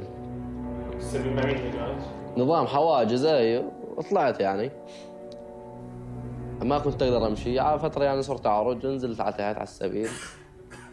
إجا الأمن يومي جو وصار الأمة والشباب، فليت. لحقوني يومي انحشكت بدار ويجري كانت تنزف يعني، والجيش وراي قاعدين يدوروا علي. هيك الله عماهم عني والحمد لله روحت على الدار. هذا أصعب يوم يعني مر علي. While the future seems lost for so many, families here find comfort in embracing the past. And the past is so rich that even the Romans can be considered latecomers. But the more recent history of Syria is one of silent survival for the majority Sunni population. In the years leading up to the revolution, even small children were advised to hold their tongues. ممنوع نحكي لا عن الأمن لا عن الشرطة، حتى كانوا يحكون إنه الحيطان لها أذان. حتى بسن الدراسة لما تفوت المرحلة الابتدائية كانوا يعلمونا شعارات حزب البعث، وحزب البعث هو حزب القيادة وحزب اللي يعمل كل شيء لسوريا، وهتافات لبشار الأسد وحافظ الأسد.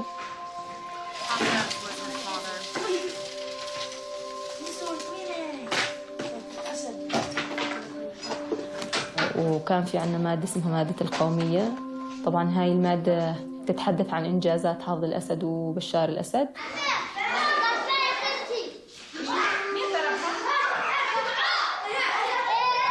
درست مدارس درعا وتابعنا المسيرة. كان في مضايقات كثير من الأمن، كان كثير ييجوا يحققوا شو بتساووا شو بتعملوا، يعملوا كثير أسئلة للآنسات. ما في حرية عندك، يعني المنهاج إذا بدك تعطيه ما في، لا تزيح لا هيك ولا هيك، خلص. فهون صار شو لا رقيب ولا حسيب، تاخذ راحتك. But these freedoms have come at a terrible cost. كل يوم في قصف؟ كل يوم في قصف وطيران وصواريخ براميل، في عندنا كل شيء.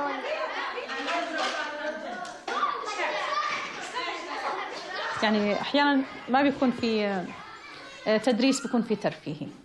يعني دائما كل شيء الطفل حاول تطلعه من جو الحرب، على الأقل مشان شو يعني تنسيه شوي. هو ما رح ينسى، بس يعني على الأقل إنه ينسى إنه في عنده فترة فرح. War is right on their doorstep. The engineer Abu Qasai, flanked by a guard detail, came a long way from Dubai, where he'd lived most of his life. Now, back in Daraa, where he was born, his home city has become a concrete skeleton.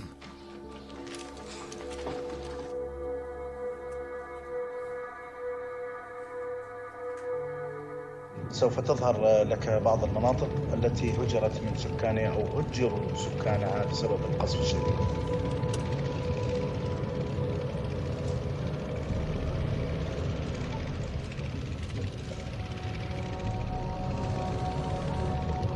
نحن قريبين جدا الآن قوات النظام على مسافة 500 متر تقريبا، هم بعيدون عنها.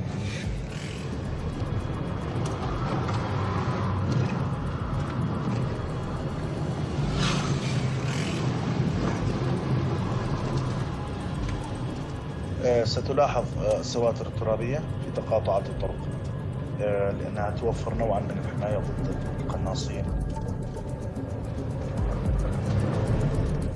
Snipers lurk on the rooftops of broken buildings. Movement on the streets or even indoors near a window often means instant death.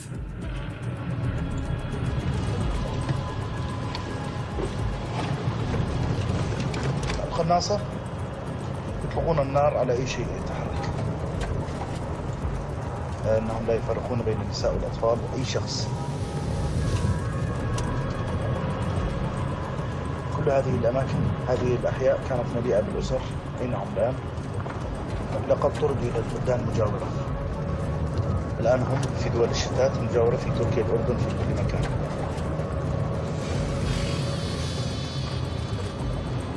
وهذه هي مدينة درعا، تشاهد أمامك كابوس بدون أناس، بدون حياة.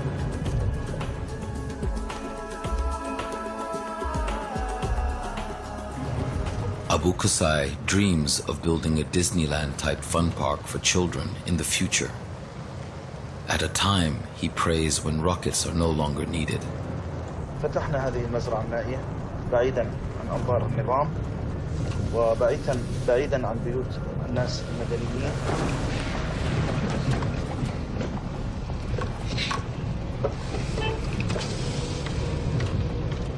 السلام عليكم.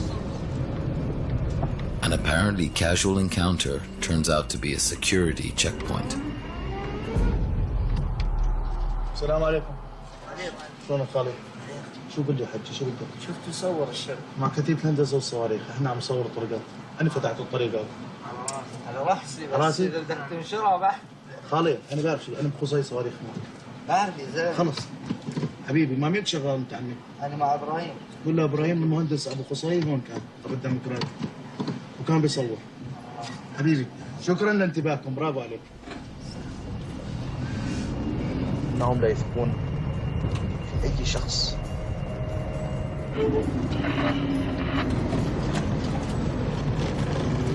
علينا ان نقود السياره بسرعه قليلا، المكان خطر جدا.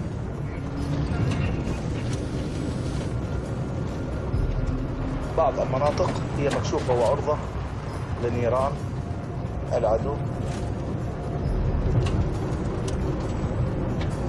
لا أحب حمل السلاح، ثق تماما حتى أنه ثقيل جدا. مجرد القتل والقتل والقتل، الدماء والدماء والمقابر. لقد فقدنا الكثير من أصدقائنا. وقف وقف وقف وقف التصوير الآن، وقف.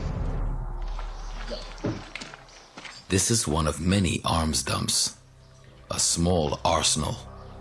نحن نخبئ بعض الأسلحة هنا. حقيقة نحن نصنع كل هذه الأشياء بأنفسنا. They're making weapons from old scrap metal. نحن نخترع في كل وقت.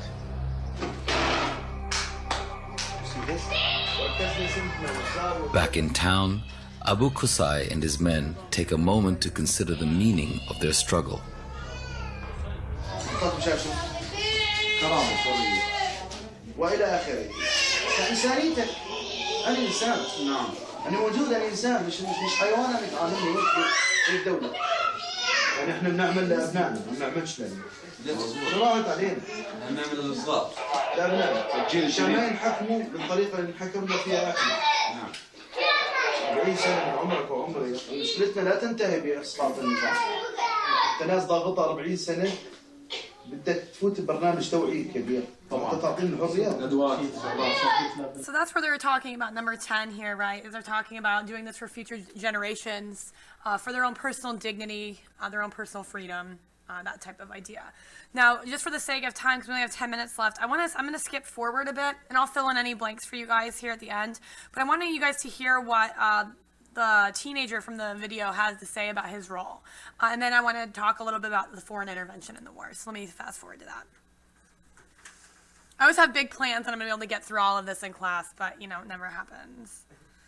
So let me see.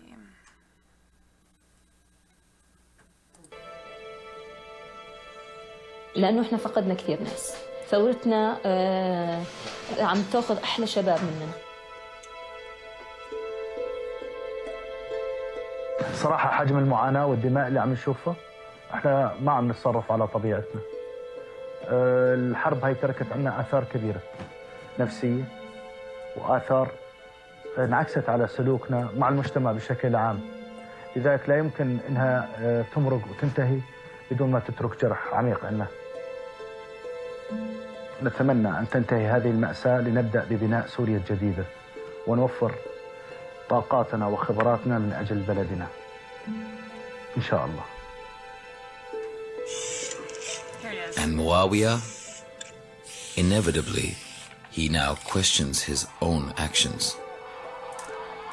لا ما كنت متوقع انه هيك راح يصير بالناس يعني ردة الفعل ما كان. يعني خوفنا، حسينا انه هيك غلطنا وسوينا غلط كبير، بس يعني مرات تيجي ببال انه بنقول لو ما سويناش هيك، يعني ما كناش نعرف انه يصير هيك، بنقول لو ما سويناش هيك. So while you were out, we kind of skipped ahead a bit because we're running out of time.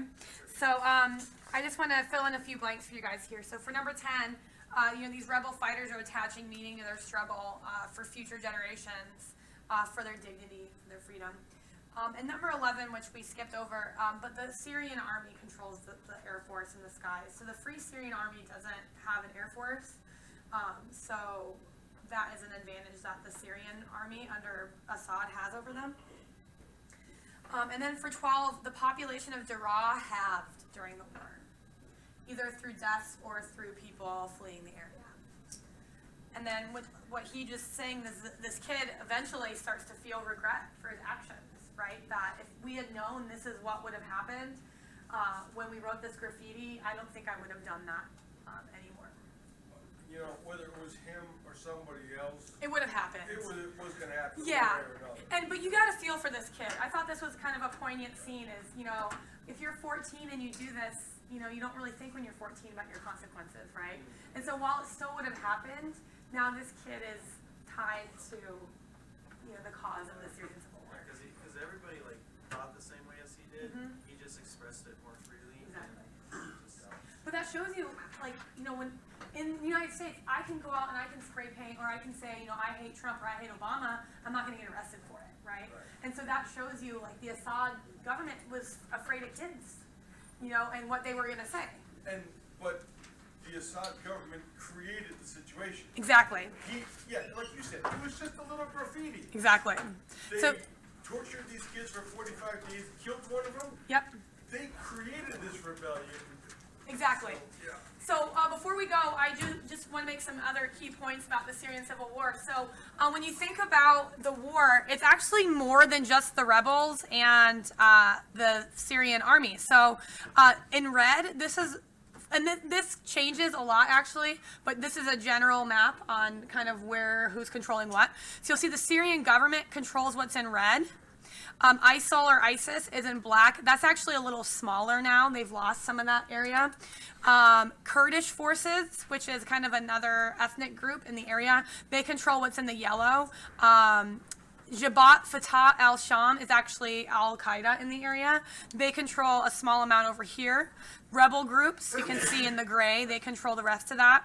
Contested areas under Turkish control, and sparsely populated areas. So you can see that there are many, many groups with their hands in the cookie jar in the Syrian civil war. So it's more than just a Syrian government versus anti-government forces, right? Because you have the ISIS mix in there. And so we'll talk about that next week. Now, before you go, I know you guys are anxious, sorry, but I'll get you out of here in 5 minutes. What's the role, so this is a civil war, but there's foreign intervention now. So what's the role of the U.S. in the Syrian civil war?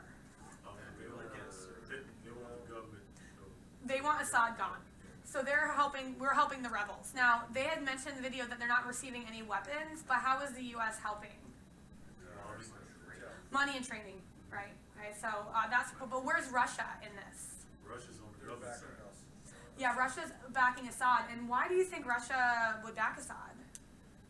They've had a long relationship with them. Mm-hmm. They used to, a lot of their ships used to park off of Syria. Yeah, they have a major naval base. I think it's at It's at the beach. Yeah, I forget the name of it. I always forget the name of it. It's right there. It should be you see that? Yeah. what's the name of it? I always blank out on this name. It starts with a T. Hold on a second. I'm gonna look it up because I want it. Has to be where it is. Yeah, it's on the Mediterranean. Tardis. Yeah, Tardis. So Russia not only has been an ally with the Assad regime for many years, but they also have that strategic naval base, and it's on the Mediterranean.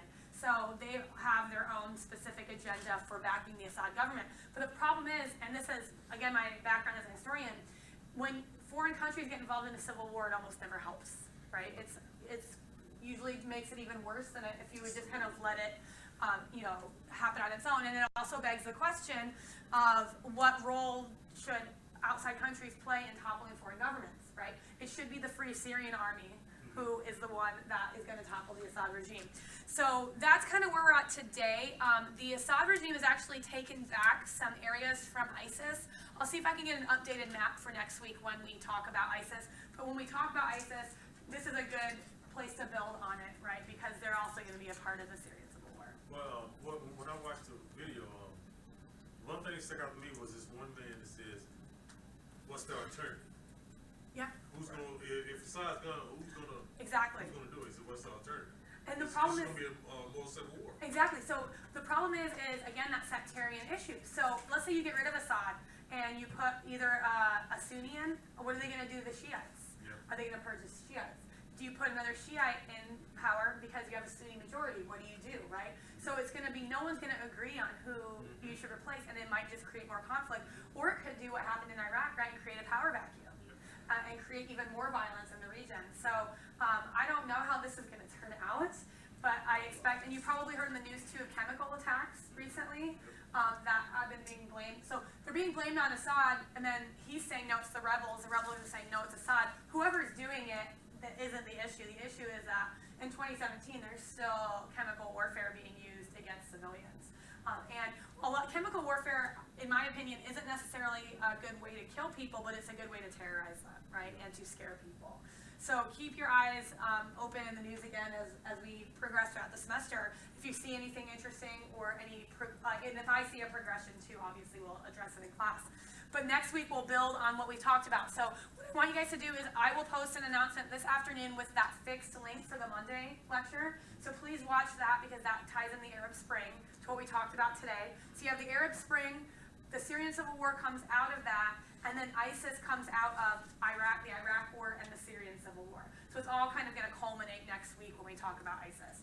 I will fix that link as well. If that YouTube link doesn't work right either, then just forget it, and there's other things you guys can work on. You have another video and you have readings to do, so I'll let you know if there's any issue with that. So all you have to do this week, I believe, let's just double check one last time before, I think it's just quiz 2 is going to be due this week. I don't think you have anything else. I just want to double. Is that it? Yeah, week 2 quiz. Okay, yeah. So that's all you have to do this week. So if for whatever reason I can't get this fixed, you'll just have chapters 3 and 4 and Assad, Syria, and then I'll just give everyone the points for Yemen. But I think that YouTube, I want to double check and make sure that is the right video before I link it up.